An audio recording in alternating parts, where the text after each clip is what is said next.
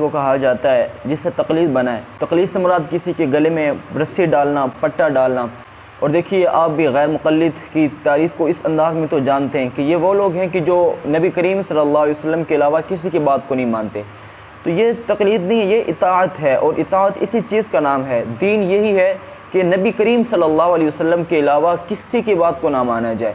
آقا کریم کے فرمان کے خلاف کسی کی بات ٹکر لے جائے تو اس ٹکراؤ والی بات کو آقا کریم کی بات پر اہمیت نہیں دیں گے، بلکہ ہم نبی کریم صلی اللہ علیہ وسلم کی بات کو مانیں گے اور دوسری بات کو ٹھکرا دیں گے۔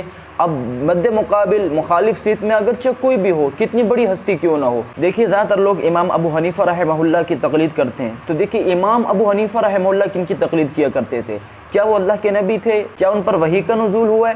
تو امام ابو حنیفہ رحمہ اللہ بھی غیر مقلد تھے۔ امام شافعی، امام مالک، امام احمد بن حنبل رحمہ اللہ، وہ سب کے سب نبی کریم صلی اللہ علیہ وسلم کی اطاعت کیا کرتے تھے۔